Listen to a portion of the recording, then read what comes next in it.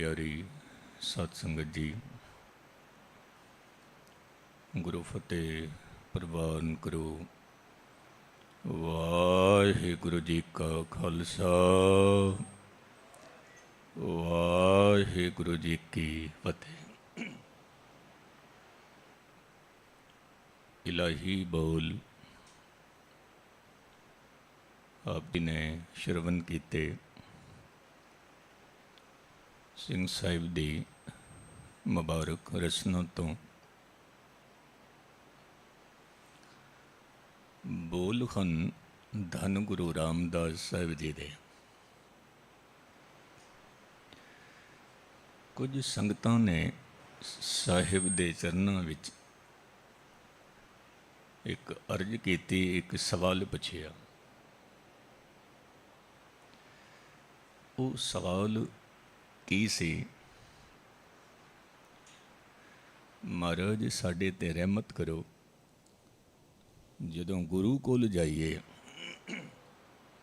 ते अरदास किवें करिए, बेनती किवें करिए, सानू वो जुगती दसो। तो अज दे मुख महावाक विच जो प्रथम दो पंक्तियां हन, उन्हां विच आप जी जुगती दसते ने। जिवें टीचर बच्चे नूं सिखांदा है कि इस तरह बोल, तो टीचर नूं पहलां बोलना पैंदा है। पहलां वो बोलदा है, पिछे बच्चा बोलदा है।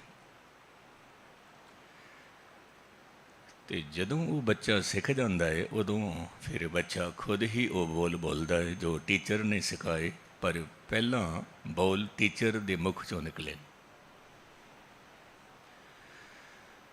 वो प्रथम बोल हन, ए गुरु के प्यारियो, ए सिखो, जदों गुरु कोल जाओ तो एक अरदास करिया करो। हम अंधुले अंध बिखै बिखराते, क्यों चालें गुरु चाली, सतगुरु दया करे सुख दाता, हम लावें आपन पाली। ये अरदास दी जुगती सिखाई है, इस तरह अरदास करिया करो। क्योंकि जो उपदेश है गुरु साहिब दा रोज़ सुनते हैं, रोज़ सुनते, लेकिन उपदेश संदेश सुनने तो बाद भी गुस्ताखी माफ, साडे ते प्रभाव नहीं पैंदा उपदेश दा ते संदेश दा। कारण की है? एक विद्वान ने बहुत चंगी गल आखी, मैं वो दो शब्द आप जी दे सामने रखा। कहते ने सब तो पहला दो ही कबीले सन। दो कबीले, एक कबीला रहिंदा सी पूरब विच, दूजा कबीला रहिंदा सी पश्चिम विच। जो पूरब दे विच कबीला रहिंदा सी,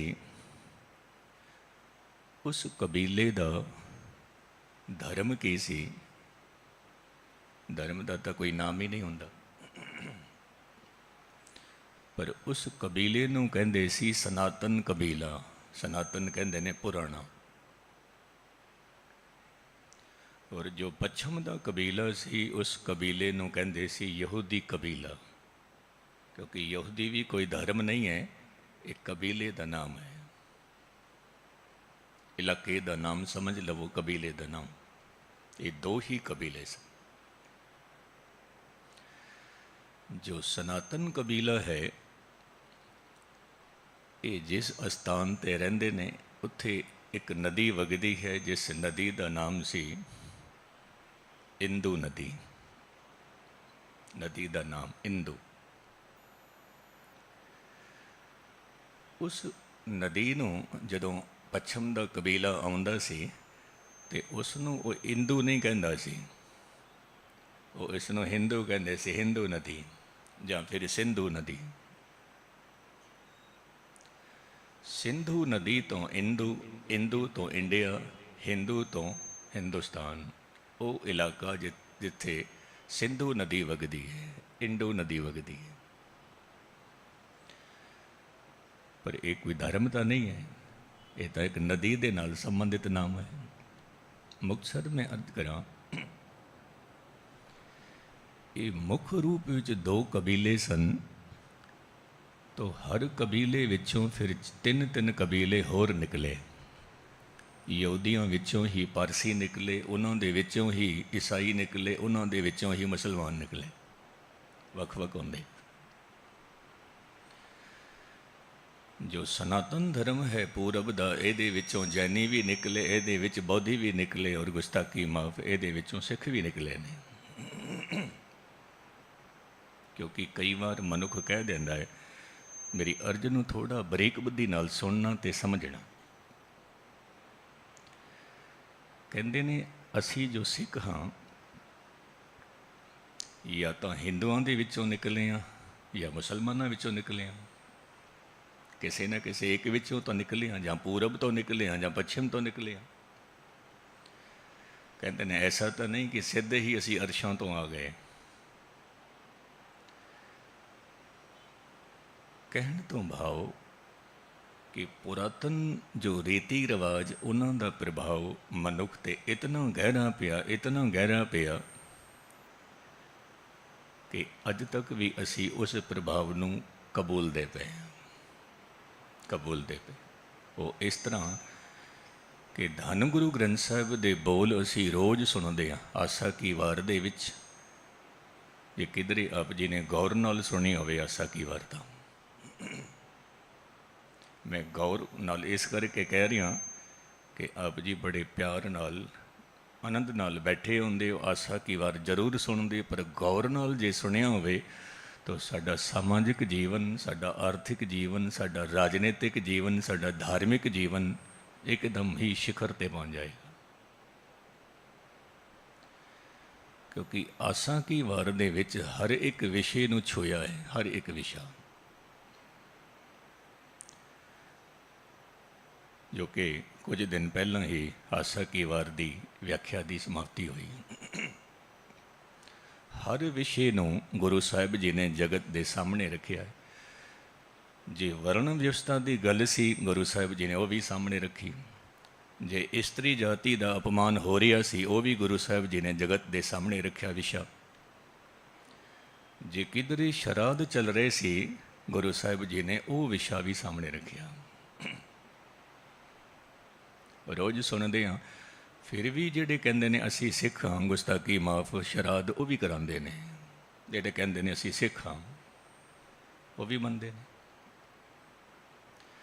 जेडे कहते हैं कि असी खंडे बाटे दा अमृत छकिया, असी सिख हाँ, सिंह हाँ, तो शराधां दे विच वो भी एतराज़ करते हैं, कोई मकान नहीं खरीदना, कुछ वस्तु नहीं खरीदनी, ब्याह शादी नहीं करानी। कितने ही अमृतधारी ने जेडे कहते नहीं करावांगे। भाव किते ना किते प्रभाव कबूलिया होया है। शराधां दे विच जे धन आ रहा होवे किवें रोकोगे? शराधां दे विच बच्चे का जन्म हो रहा होवे किवें रोकोगे? शराधां दे विच किसी की मौत हो रही होवे किवें रोकोगे? किवें रोकोगे? रोक ही नहीं सकते। परमात्मा वालों सारिया खेडां हो रही ने, क्योंकि उहदे वास्ते सारे दिन इक्को वर्गे ने, इक्को वर्गे ने। लेकिन असी मुक्त नहीं होए हाले भी, क्योंकि बहुत गहरा प्रभाव साढ़े ते पिया होया है सनातन का। सनातन तो मुराद पुराना। कल आप जी ने मैं एक छोटी जी गल दसा। कल मेरे नाल एक छोटी जी इस तरह की घटना वापरी। मैं रोज़ ही कथा विच जिक्र करना, ना शराध कराना ना शराध का लंगर खाना। कल मैं भी फस गया। कहने लगे ज्ञानी जी साढ़े घर आना तो प्रशादे इत्थे ही छकना, तो बेबी ने भी नाड़ लई आना। ये गल रजौरी गार्डन की ही है।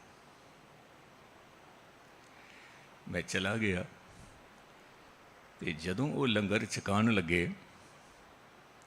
मेरी उम्र दे बंदे लंगर छका रहे हैं, ਤੇ ਜਦੋਂ ਉਹ ਪ੍ਰਸ਼ਾਦੇ ਪੁੱਛਦੇ ਨੇ ਤੇ ਮੈਨੂੰ ਕਹਿੰਦੇ ਨੇ ਬਾਪੂ ਪ੍ਰਸ਼ਾਦਾ ਹੋਰ ਚਾਹੀਦਾ ਹੈ, ਬੀਬੀ ਨੂੰ ਕਹਿੰਦੇ ਨੇ ਮਾਤਾ ਹੋਰ ਕੁਝ ਲੈ ਲਓ। ਤੇ ਬੀਬੀ ਮੈਨੂੰ ਕਹਿੰਦੀ ਹੈ ਗਿਆਨੀ ਜੀ ਕਿਤਨੇ ਅਦਬ ਦੇ ਨਾਲ ਇਹ ਬੋਲਦੇ ਨੇ, ਮੇਰੇ ਤੋਂ ਵੱਡੀ ਉਮਰ ਦੇ ਨੇ, ਮੈਨੂੰ ਮਾਤਾ ਜੀ ਕਹਿ ਰਹੇ ਨੇ। ਮੈਂ ਕਿਹਾ ਤੈਨੂੰ ਨਹੀਂ ਕਹਿ ਰਹੇ ਮਾਤਾ ਜੀ, ਉਹ ਆਪਣੀ ਮਾਤਾ ਜਿਹੜੀ ਉਹਨਾਂ ਦੀ ਗੁਜ਼ਰ ਗਈ ਹੈ ਉਹਨਾਂ ਨੂੰ ਕਹਿ ਰਹੇ ਨੇ, ਤੂੰ ਉਹਨਾਂ ਨੂੰ ਬੁਲਾ ਮਾਤਾ ਜੀ ਛਕ ਤੋਂ ਲੰਗਰ। ਤੇ ਮੈਨੂੰ ਵੀ ਬਾਪੂ ਇਸੇ ਕਰਕੇ ਕਹਿ ਰਹੇ ਨੇ ਕਿਉਂਕਿ ਉਹਨਾਂ ਦਾ ਬਾਪੂ ਵੀ ਪੂਰਾ ਹੋ ਗਿਆ ਹੈ। ਉਹ ਆਪਣੇ ਬਾਪੂ ਨੂੰ ਲੰਗਰ ਭੇਜਣਾ ਚਾਹੁੰਦੇ ਨੇ ਸਾਡੇ ਥਰੂ, ਮਾਂ ਨੂੰ ਲੰਗਰ ਭੇਜਣਾ ਚਾਹੁੰਦੇ ਨੇ ਤੁਹਾਡੇ ਥਰੂ। ਕਹਿੰਦੇ ਨੇ ਫਿਰ ਮੈਂ ਕਿਹਾ ਤੇਰੇ ਵੀ ਹੱਥ ਵੱਡੇ ਜਾਣਗੇ ਤੇ ਮੇਰੇ ਵੀ ਹੱਥ ਵੱਡੇ ਜਾਣਗੇ। ਸਾਹਿਬ ਨੇ ਬਾਣੀ ਵਿੱਚ ਕਿਹਾ, ਜੇ ਮੁਹਾਂਕਾ ਘਰ ਮੁਐ ਘਰ ਮੂੰਹ ਪਿਤਰੀ ਦੇ, ਅੱਗੇ ਵਸਤ ਸਿਨਾਣੀਐ ਪਿਤਰੀ ਚੋਰ ਕਰੇ, ਵੱਡੀਏ ਹੱਥ ਦਲਾਲ ਕੇ ਮੁਸਫੀ ਇਹ ਕਰੇ, ਨਾਨਕ ਅੱਗੇ ਸੋ ਮਿਲੇ ਜੀ ਖੱਟੇ ਘਾਲੇ ਦੇ। ਔਰ ਅੱਜ ਦੇ ਦਿਨ ਮੇਰੇ ਖਿਆਲ ਦੇ ਵਿੱਚ ਹਿੰਦੁਸਤਾਨ ਦੇ ਸਾਰੇ ਗੁਰਦੁਆਰਿਆਂ ਦੇ ਵਿੱਚ ਇੱਕ ਸੇਵਾਦਾਰ ਵੀ ਆਪ ਜੀ ਨੂੰ ਨਹੀਂ ਮਿਲੇਗਾ ਖਾਲੀ, ਕਿਉਂਕਿ 5 ਘਰਾਂ ਦੇ ਵਿੱਚ ਰੋਟੀ ਬੁੱਕ ਹੈ ਸਾਰਿਆਂ ਦੀ, 5 ਘਰਾਂ। ਮੈਂ ਇਹ ਅਰਜ਼ ਕਰ ਰਿਹਾ ਸੀ, ਅਸੀਂ ਰੋਜ਼ ਬਾਣੀ ਪੜ੍ਹਦੇ ਹਾਂ ਸੁਣਦੇ ਹਾਂ ਲੇਕਿਨ ਛੁਟਕਾਰਾ ਨਹੀਂ ਹੋ ਪਾਇਆ, ਮੁਕਤ ਨਹੀਂ ਹੋ ਪਾਏ। ਮੁਬਾਰਕ ਉਹਨਾਂ ਦਾ ਜੀਵਨ ਜਿਹੜੇ ਮੁਕਤ ਹੋ ਗਏ ਨੇ, ਮੁਬਾਰਕ ਉਹਨਾਂ ਦਾ ਜੀਵਨ ਜਿਨ੍ਹਾਂ ਨੇ ਗੁਰੂ ਦਾ ਪੱਲਾ ਫੜ ਲਿਆ, ਮੁਬਾਰਕ। ਤਾਂ ਮੈਂ ਅਰਜ਼ ਕਰ ਰਿਹਾ ਸੀ ਕਿ ਗੁਰੂ ਦੇ ਚਰਨਾਂ ਵਿੱਚ ਇਹ ਅਰਦਾਸ ਕਰੀਏ, ਐ ਪ੍ਰਭੂ ਹਮ ਅੰਧਲੇ, ਅਸੀਂ ਅੰਨੇ ਹਾਂ, ਅੰਨੇ। ਕਿਉਂਕਿ ਗੁਰਬਾਣੀ ਦੇ ਵਿੱਚ ਧਾਰਮਿਕ ਦੁਨੀਆ ਦੇ ਵਿੱਚ ਅੰਨਾ ਉਸ ਨੂੰ ਨਹੀਂ ਆਖਿਆ ਜਿਹਦੇ ਕੋਲ ਅੱਖਾਂ ਨਹੀਂ ਹਨ। ਅੰਨਾ ਕਿਸ ਨੂੰ ਆਖਿਆ? ਜੇ ਕਿਧਰੇ ਗੌਰ ਮੁਤਾਲਾ ਕਰੀਏ ਤਾਂ ਬਗੈਰ ਅੱਖਾਂ ਵਾਲੇ ਅੰਨੇ ਬਹੁਤ ਥੋੜ੍ਹੇ ਹਨ, ਔਰ ਅੱਖਾਂ ਵਾਲੇ ਅੰਨੇ ਜਿਨ੍ਹਾਂ ਦੇ ਕੋਲ ਅੱਖਾਂ ਵੀ ਹਨ ਤਾਂ ਵੀ ਅੰਨੇ ਨੇ, ਇਹਨਾਂ ਦੀ ਗਿਣਤੀ ਬਹੁਤੀ ਹੈ, ਬਹੁਤੀ। ਕਿਉਂਕਿ ਧੰਨ ਗੁਰੂ ਗ੍ਰੰਥ ਸਾਹਿਬ ਮਹਾਰਾਜ ਜੀ ਐਲਾਨੀਆਂ ਕਹਿ ਰਹੇ ਨੇ ਕਿ ਅੰਧੇ ਇਹ ਨਾ ਆਖੀਏ ਜਿਨ ਮੁਖ ਲੋਏ ਨਾ ਹੈ। ਅੰਧਾ ਉਸ ਨੂੰ ਨਾ ਕਹਿਣਾ ਜਿਹਦੇ ਕੋਲ ਅੱਖਾਂ ਨਾ ਹੋ। ਫਿਰ ਅੰਧਾ ਕੌਣ? ਅੰਧੇ ਸੇ ਹੀ ਨਾਨਕ ਜੇ ਖਸਮ ਗੁੱਥੇ ਜਾਏ, ਜੋ ਗੁਰੂ ਦੀ ਗੱਲ ਨਹੀਂ ਮੰਨਦਾ, ਖਸਮ ਦੀ ਗੱਲ ਨਹੀਂ ਮੰਨਦਾ ਪਿਆ, ਅੰਨਾ ਉਹ ਹੈ ਬਸ। ਤੋ ਇਹ ਅਰਦਾਸ ਦੇ ਪਹਿਲੇ ਬੋਲ ਹਮ ਅੰਧਲੇ ਅੰਧ ਬਿਖੇ ਬਿਖ ਰਾਤੇ, ਐ ਪ੍ਰਭੂ ਅਸੀਂ ਤਾਂ ਵਿਸ਼ੇ ਵਾਸਨਾਵਾਂ ਦੇ ਵਿੱਚ ਹੀ ਰੱਤੇ ਹੋਏ ਹਾਂ, ਰੰਗੇ ਹੋਏ ਹਾਂ, ਕਿਉਂ ਚਾਲੇ ਗੁਰ ਚਾਲੀ। ਹੁਣ ਗੁਰੂ ਦੀ ਜੋ ਚਾਲ ਹੈ ਉਹਦੇ ਮੁਤਾਬਿਕ ਕਿਵੇਂ ਚੱਲੀਏ? ਕਿਉਂਕਿ ਸਾਡੀ ਆਪਣੀ ਚਾਲ ਹੈ, ਗੁਰੂ ਦੀ ਆਪਣੀ ਚਾਲ। ਗੁਰੂ ਦਾ ਆਪਣਾ ਸੁਰ ਹੈ, ਸਾਡਾ ਆਪਣਾ ਸੁਰ ਹੈ। ਇੱਥੇ ਮੈਂ ਇੱਕ ਛੋਟਾ ਜਿਹਾ ਉਦਾਹਰਨ ਦੇਵਾਂ। ਜੋ ਵਾਜਾ ਹੁੰਦਾ ਹੈ ਜਿਹਦੇ 'ਤੇ ਕੀਰਤਨ ਕਰਦੇ ਹਾਂ,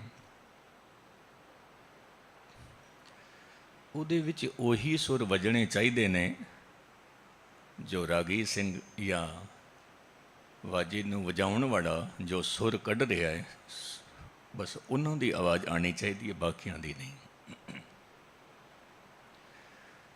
ਤੇ ਜੇ ਕਿਧਰੇ ਵਾਜੇ ਵਿੱਚੋਂ ਬਾਕੀ ਵੀ ਸੁਰ ਵੱਜਦੇ ਹੋਣ ਤਾਂ ਗਾਇਕ ਕੀ ਕਹਿੰਦਾ ਹੈ? ਕਹਿੰਦਾ ਹੈ ਮੈਂ ਇਸ ਵਾਜੇ ਨੂੰ ਨਹੀਂ ਵਜਾਉਣਾ। ਇਤਨੀ ਗੱਲ ਤਾਂ ਆਪ ਜੀ ਵੀ ਸਮਝ ਰਹੇ ਹੋ, ਮੈਂ ਇਸ ਵਾਜੇ ਨੂੰ ਨਹੀਂ ਵਜਾਉਣਾ ਕਿਉਂਕਿ ਇਹਦੇ ਵਿੱਚ ਬਾਕੀ ਦੇ ਬਹੁਤੇ ਸੁਰ ਆਪਣੇ ਆਪ ਵੱਜਦੇ ਪਏ ਨੇ, ਆਪਣੇ ਆਪ। ਇਹਦੇ ਵਿੱਚ ਮੇਰਾ ਸੰਗੀਤ ਨਹੀਂ ਨਿਕਲੇਗਾ, ਨਹੀਂ ਨਿਕਲੇਗਾ। ਹੁਣ ਤੁਸੀਂ ਸਾਰੇ ਹੀ, ਅਸੀਂ ਸਾਰੇ ਹੀ ਪਰਮਾਤਮਾ ਦੇ ਹੱਥ ਦੇ ਵਾਜੇ ਹਾਂ ਜਾਂ ਬੰਸਰੀ ਹਾਂ। ਹੁਣ ਪਰਮਾਤਮਾ ਨੇ ਸਾਡੇ ਵਿੱਚੋਂ ਸੰਗੀਤ ਕੱਢਣਾ ਹੈ, ਆਨੰਦ ਦਾ ਸੰਗੀਤ, ਇਲਾਹੀ ਸੰਗੀਤ। ਲੇਕਿਨ ਪਰਮਾਤਮਾ ਨੇ ਕੀ ਦੇਖਿਆ ਕਿ ਮੈਂ ਸੰਗੀਤ ਸ਼ੁਰੂ ਕਰਾਂ ਉਸ ਤੋਂ ਪਹਿਲਾਂ ਤੁਹਾਡਾ ਆਪਣਾ ਹੀ ਸੰਗੀਤ ਚੱਲ ਰਿਹਾ ਹੈ, ਤੁਹਾਡੇ ਆਪਣੇ ਹੀ ਸੁਰ ਵੱਜ ਰਹੇ ਨੇ। ਆਪ ਜੀ ਦੇ ਸੁਰ ਕਿਵੇਂ ਵੱਜ ਰਹੇ ਨੇ? ਕਿਤੇ ਕ੍ਰੋਧ ਇਹ ਸਾਡਾ ਸੁਰ ਹੈ, ਲੋਭ ਸਾਡਾ ਸੁਰ ਹੈ, ਹੰਕਾਰ ਸਾਡਾ ਸੁਰ ਹੈ, ਈਰਖਾ ਸਾਡਾ ਸੁਰ ਹੈ, ਨਿੰਦਾ ਸਾਡਾ ਸੁਰ ਹੈ। ਗੁਰੂ ਸਾਹਿਬ ਕਹਿੰਦੇ ਨੇ ਆਪਣੇ ਸੁਰ ਤੋਂ ਬੰਦ ਕਰ ਦੇ, ਫਿਰ ਮੇਰਾ ਸੰਗੀਤ ਸ਼ੁਰੂ ਹੋਏਗਾ। ਜੇ ਕਿਧਰੇ ਤੂੰ ਆਪਣੇ ਸਵਰ ਬੰਦ ਨਹੀਂ ਕਰੇਗਾ, ਮੇਰਾ ਸੰਗੀਤ ਨਹੀਂ ਨਿਕਲੇਗਾ। ਔਰ ਜੇ ਕਿਧਰੇ ਮੇਰਾ ਸੰਗੀਤ ਨਿਕਲੇਗਾ ਵੀ ਤੇ ਮਿਲਗੋਬਾ ਹੋ ਜਾਏਗਾ। ਨਾ ਤੇਰਾ ਸੰਗੀਤ ਸਮਝ ਆਏਗਾ, ਨਾ ਮੇਰਾ ਸੰਗੀਤ ਸਮਝ ਆਏਗਾ। ਗੁਸਤਾਖੀ ਮਾਫ।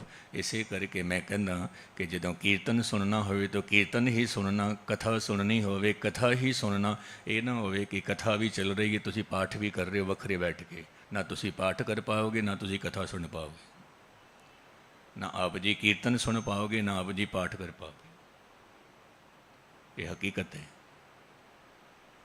ਕਈ ਵਾਰੀ ਮੈਂ ਦੇਖਣਾ ਬੰਗਲਾ ਸਾਹਿਬ ਜਾਂ ਸ਼ੀਸ਼ਗੰਜ ਸਾਹਿਬ ਕੁਝ ਵੱਖਰੇ ਪ੍ਰੇਮੀ ਪਾਠ ਕਰਦੇ ਰਹਿੰਦੇ, ਕਿਉਂਕਿ ਸਾਡਾ ਫਰਜ਼ ਹੈ ਦੱਸਣਾ, ਬਾਕੀ ਆਪ ਜੀ ਦੀ ਮਰਜ਼ੀ।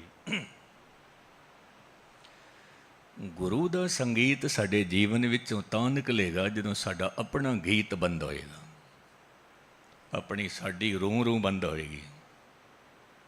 ਬੰਦ ਹੋ, ਜਿਵੇਂ ਗੁਰਬਾਣੀ ਦੇ ਬੋਲ ਨੇ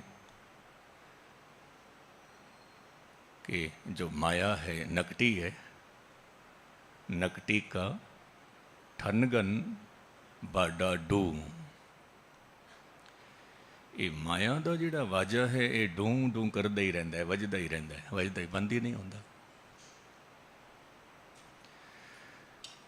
इसनूं गुरु साहिब महाराज कहंदे ने, क्यों चालें गुर चाली, सतगुरु दया करे सुख दाता, हम लावें आपन पाली।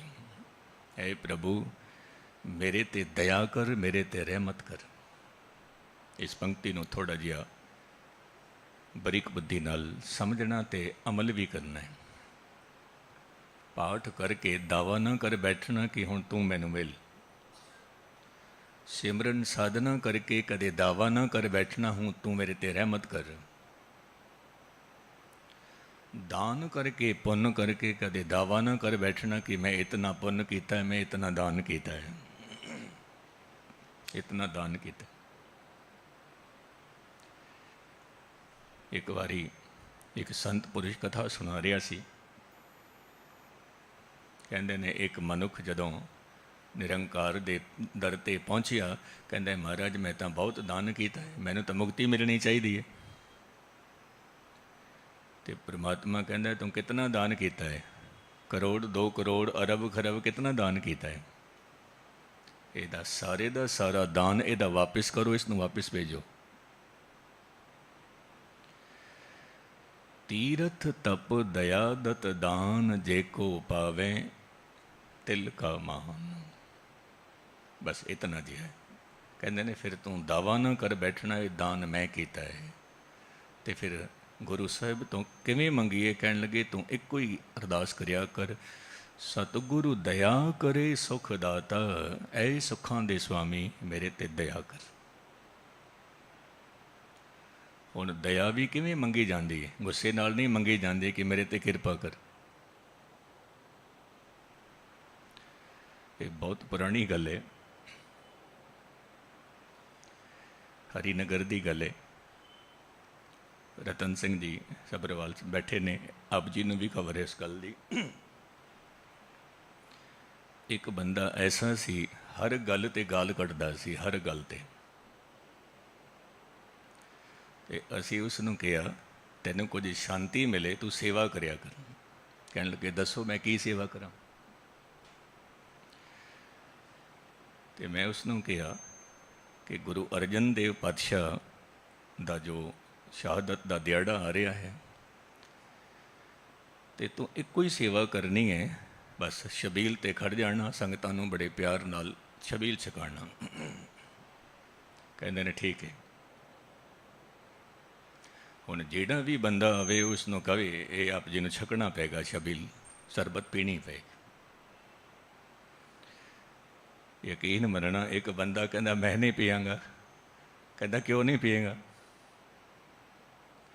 ਉਹ ਕਹਿੰਦਾ ਮੈਨੂੰ ਪਿਆਸ ਹੀ ਨਹੀਂ ਹੈ। ਕਹਿਣ ਲੱਗੇ ਜੇ ਪੀਂਦਾ ਹੈ ਤਾਂ ਠੀਕ ਹੈ, ਨਹੀਂ ਤਾਂ ਚਪੇੜ ਆਉਂਦੀ ਹੋਣੀ ਤੈਨੂੰ। ਉਹ ਵਿਚਾਰਾ ਬੜਾ ਹੈਰਾਨ ਹੋਇਆ ਕਿ ਇਸ ਨੂੰ ਵੀ ਸੇਵਾ ਕਹਿੰਦੇ ਨੇ। ਮੁਕਤਸਰ ਮੈਂ ਅਰਜ਼ ਕਰਾਂ, ਜੇ ਦਇਆ ਮੰਗਣੀ ਹੈ ਤਾਂ ਦਇਆ ਵਾਸਤੇ ਆਪ ਜੀ ਨੂੰ ਨਮਰਤਾ ਰੱਖਣੀ ਪੈਗੀ। ਆਪ ਜੀ ਦੇ ਹੱਥ ਜੁੜਨੇ ਚਾਹੀਦੇ ਨੇ, ਆਪ ਜੀ ਦਾ ਸ਼ੀਸ਼ ਝੁਕਾ ਹੋਇਆ ਹੋਣਾ ਚਾਹੀਦਾ ਜੇ ਦਇਆ ਮੰਗਣੀ ਹੈ। ਸਤਿਗੁਰੂ ਦਇਆ ਕਰੇ ਸੁਖ ਦਾਤਾ, ਹਮ ਲਾਵੇਂ ਆਪਨ ਪਾਲੀ। ਪਾਲੀ ਕਹਿੰਦੇ ਨੇ ਆਪਣੇ ਪੱਲੇ ਸਾਨੂੰ ਜੋੜ ਲੈ, ਆਪਣੇ ਪੱਲੇ। ਇਹ ਜੋ ਅਸੀਂ ਆਨੰਦ ਕਾਰਜ ਵੇਲੇ ਜੋ ਅਸੀਂ ਸ਼ਬਦ ਪੜ੍ਹਦੇ ਹਾਂ ਕਿ ਹੱਬੇ ਸਾਕ ਕੁੜਾਵੇ ਡਿੱਠੇ ਤੋਂ ਪੱਲੇ ਤੈਂਡੇ ਲਾਗੀ, ਇਹਦਾ ਕੀ ਭਾਵ ਹੈ? ਇਹਦਾ ਕਿਧਰੇ ਇਹ ਮਕਸਦ ਨਾ ਸਮਝ ਲੈਣਾ ਕਿ ਮੈਂ ਸਾਰੇ ਰਿਸ਼ਤੇ ਮੇਰੇ ਕੂੜੇ ਨੇ ਤੇ ਮੈਂ ਪਤੀ ਦਾ ਪੱਲਾ ਫੜਿਆ ਹੈ। ਗੁਸਤਾਖੀ ਮਾਫ, ਜੇ ਸਾਰੇ ਰਿਸ਼ਤੇ ਕੂੜੇ ਨੇ ਤਾਂ ਪਤੀ ਦਾ ਰਿਸ਼ਤਾ ਵੀ ਕੂੜਾ ਹੀ ਹੈ। ਕੂੜੇ ਤੋਂ ਭਾਵ ਬਿਨ ਸੰਹਾਰ, ਫਨਾ ਹੋ ਜਾਣਗੇ ਸਭ। ਇੱਥੇ ਇਸ਼ਾਰਾ ਕੀਤਾ ਹੈ, ਐ ਪ੍ਰਭੂ, ਐ ਪਰਵਦਗਾਰ, ਜਿਤਨੇ ਵੀ ਰਿਸ਼ਤੇ ਨਾਤੇ ਨੇ ਇਹ ਸਾਰੇ ਦੇ ਸਾਰੇ ਰਿਸ਼ਤੇ ਨਾਤੇ ਵਿਛੋੜੇ ਤੇ ਖੜੇ ਹੋਏ ਨੇ। ਹੱਬੇ ਸਾਕ ਕੁੜਾਵੇ ਡਿੱਠੇ, ਮੈਂ ਦੇਖਿਆ ਸਾਰੇ ਰਿਸ਼ਤੇ ਨਾਤੇ ਸਾਰੇ ਸੰਜੋਗ ਵਿਜੋਗ ਤੇ ਖੜੇ ਨੇ, ਵਿਜੋਗ ਤੇ ਖੜੇ। ਅੱਜ ਸੰਜੋਗ ਹੈ, ਕੱਲ ਵਿਜੋਗ ਹੋ ਸਕਦਾ ਹੈ। ਅੱਜ ਵਿਜੋਗ ਹੈ, ਕੱਲ ਸੰਜੋਗ ਹੋ ਸਕਦਾ ਹੈ, ਹੋ ਸਕਦਾ ਹੈ। ਤੇ ਜੇਕਰ ਅੱਜ ਵਿਜੋਗ ਹੈ ਤਾਂ ਵਿਜੋਗ ਵਿੱਚ ਵੀ ਕੋਈ ਗੱਲ ਐਸੀ ਨਾ ਕਹਿ ਦੇਣਾ ਕਿ ਕੱਲ ਸੰਜੋਗ ਹੋ ਜਾਵੇ ਉਹਦੇ ਨਾਲ ਤੇ ਫਿਰ ਅੱਖਾਂ ਦੇ ਨਾਲ ਅੱਖਾਂ ਹੀ ਨਾ ਮਿਲਣ। ਔਰ ਜੇ ਅੱਜ ਸੰਜੋਗ ਹੈ ਤੇ ਸੰਜੋਗ ਦੇ ਵਿੱਚ ਵੀ ਦਿਲ ਦੀ ਕੋਈ ਗਹਿਰਾਈ ਦੀ ਗੱਲ ਨਾ ਕਹਿ ਦੇਣਾ ਕਿ ਕੱਲ ਵਿਛੋੜਾ ਹੋ ਜਾਵੇ, ਵਿਜੋਗ ਹੋ ਜਾਵੇ ਤਾਂ ਤੇਰਾ ਜੀਣਾ ਔਖਾ ਹੋ ਜਾਵੇ।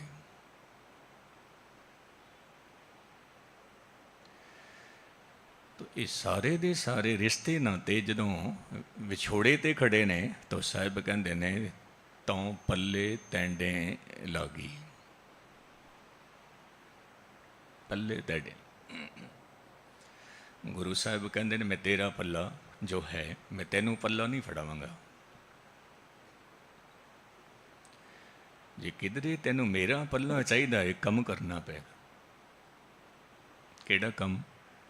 ਜੋ ਗੁਰੂ ਸਾਹਿਬ ਜੀ ਉਸੇ ਸ਼ਬਦ ਵਿੱਚ ਦੱਸਦੇ ਨੇ ਕਿ ਉਸਤਤ ਨਿੰਦਾ ਨਾਨਕ ਜੀ, ਮੈਂ ਹੰਬ ਵੰਜਾਈ ਛੋੜਿਆ। ਮੈਂ ਆਪਣੀ ਉਸਤਤ ਕਰਾਣੀ, ਕਿਸੇ ਦੀ ਨਿੰਦਾ ਕਰਨੀ, ਮੈਂ ਸਭ ਕੁਝ ਛੱਡ ਦਿੱਤਾ ਹੈ, ਤਾਂ ਪੱਲੇ ਤੈਂਡੇ ਲਾ। ਗੁਰੂ ਸਾਹਿਬ ਕਹਿੰਦੇ ਨੇ ਫਿਰ ਆ ਜਾ ਮੇਰੇ ਕੋਲ। ਜੇ ਕਿਧਰੇ ਤੈਨੂੰ ਉਸਤਤ ਦੀ ਵੀ ਲੋੜ ਨਹੀਂ ਹੈ ਔਰ ਤੇਰੀ ਕੋਈ ਨਿੰਦਾ ਕਰਦਾ ਪਿਆ ਉਹਦੀ ਵੀ ਪਰਵਾਹ ਨਹੀਂ, ਤਾਂ ਫਿਰ ਆ ਮੇਰੇ ਕੋਲ। ਤੋ ਇਸ ਤਰ੍ਹਾਂ ਗੁਰੂ ਸਾਹਿਬ ਜੀ ਆਪਣਾ ਪੱਲਾ ਫੜਾਉਂਦਾ ਹੈ। ਇਹ ਅਰਦਾਸ ਦੇ ਬੋਲ ਨੇ, ਪਹਿਲੀਆਂ ਦੋ ਪੰਕਤੀਆਂ। ਫਿਰ ਗੁਰੂ ਸਾਹਿਬ ਜੀ ਆਪਣੇ ਵੱਲੋਂ ਸੰਦੇਸ਼ ਦੇ ਰਹੇ ਨੇ। ਕੀ ਸੰਦੇਸ਼ ਦੇ ਰਹੇ ਨੇ? ਗੁਰਸਿੱਖ ਮੀਤ ਚਲੋ ਗੁਰੂ ਚਾਲੀ। ਗੁਰੂ ਨਾਨਕ ਸਾਹਿਬ ਨੂੰ ਜਦੋਂ ਕਿਸੇ ਨੇ ਪੁੱਛਿਆ, ਮਹਾਰਾਜ ਇਹ ਜੋ ਤੇਰੇ ਨਾਲ ਨੇ ਇਹ ਕੌਣ ਨੇ? ਆਪ ਜੀ ਦੇ ਸੇਵਕ ਨੇ? ਗੁਰੂ ਸਾਹਿਬ ਕਹਿੰਦੇ ਨੇ ਨਹੀਂ। ਆਪ ਜੀ ਦੇ ਨੌਕਰ ਨੇ? ਕਹਿੰਦੇ ਨੇ ਨਹੀਂ। ਆਪ ਜੀ ਦੇ ਦੋਸਤ ਨੇ, ਮਿੱਤਰ ਨੇ? ਕਹਿਣ ਲੱਗੇ ਨਹੀਂ। ਤਾਂ ਧੰਨ ਗੁਰੂ ਨਾਨਕ ਸਾਹਿਬ ਮਹਾਰਾਜ ਨੇ ਕਿਹਾ ਸੀ ਇਹ ਮੇਰੇ ਭਾਈ ਨੇ, ਭਾਈ ਮਰਦਾਨਾ। ਹੁਣ ਇੱਥੇ ਧਿਆਨ ਦੇਣਾ, ਧੰਨ ਗੁਰੂ ਨਾਨਕ ਸਾਹਿਬ ਮਹਾਰਾਜ ਨੇ ਜਿਸ ਨੂੰ ਭਾਈ ਬਣਾਇਆ, ਜੋ ਗੁਰੂ ਨਾਨਕ ਦਾ ਭਾਈ ਬਣ ਗਿਆ, ਉਹਦੀ ਕਿਸਮਤ ਕਿਤਨੀ ਵੱਡੀ ਹੋਵੇਗੀ, ਕਿਤਨੀ ਚੰਗੀ ਹੋਵੇਗੀ। ਜੋ ਗੁਰੂ ਨਾਨਕ ਨੇ ਭਾਈ ਕਹਿ ਦਿੱਤਾ। ਔਰ ਅੱਜ ਇਸੇ ਕਰਕੇ ਅਸੀਂ ਗੁਰੂ ਘਰ ਦੇ ਸੇਵਾਦਾਰਾਂ ਨੂੰ ਭਾਈ ਕਹਿੰਦੇ ਹਾਂ, ਭਾਈ ਸਾਹਿਬ। ਕਿਉਂਕਿ ਜਿਹੜਾ ਗੁਰੂ ਨਾਨਕ ਦਾ ਭਾਈ ਹੈ ਉਹ ਸਾਡਾ ਵੀ ਭਾਈ ਹੈ, ਸਾਡਾ ਵੀ ਭਾਈ। ਪਰ ਮੈਂ ਇੱਥੇ ਅਰਜ਼ ਜ਼ਰੂਰ ਕਰਾਂਗਾ, ਜਿਸ ਨੂੰ ਗੁਰੂ ਨਾਨਕ ਸਾਹਿਬ ਨੇ ਭਾਈ ਕਿਹਾ ਹੈ, ਤੁਸੀਂ ਵੀ ਭਾਈ ਕਹਿੰਦੇ ਹੋ, ਤਾਂ ਉਸ ਭਾਈ ਸਾਹਿਬ ਦੀ ਕਦਰ ਇਸੇ ਤਰ੍ਹਾਂ ਕਰ ਜਿਵੇਂ ਗੁਰੂ ਨਾਨਕ ਨੇ ਭਾਈ ਮਰਦਾਨੇ ਦੀ ਕਦਰ ਕੀਤੀ ਸੀ। ਤੁਸੀਂ ਵੀ ਭਾਈ ਸਾਹਿਬ ਦੀ ਕਦਰ ਇਸ ਤਰ੍ਹਾਂ ਕਰੋ। ਤੇ ਇਹ ਨਾ ਸਮਝ ਲੈਣਾ ਕਿ ਬਸ ਇਹ ਤਾਂ ਕੇਵਲ ਤੇ ਕੇਵਲ ਮੁਲਾਜ਼ਮ ਹਨ। ਗੁਸਤਾਖੀ ਮਾਫ, ਨਹੀਂ, ਮੁਲਾਜ਼ਮ ਨਹੀਂ ਹਨ। ਇਹ ਗੁਰੂ ਘਰ ਦੇ ਵਜ਼ੀਰ ਨੇ, ਗੁਰੂ ਘਰ ਦੇ ਸੇਵਾਦਾਰ। ਸਾਡੇ ਸੇਵਾਦਾਰ ਨਹੀਂ ਹਨ, ਗੁਰੂ ਸਾਹਿਬ ਦੇ ਸੇਵਾਦਾਰ।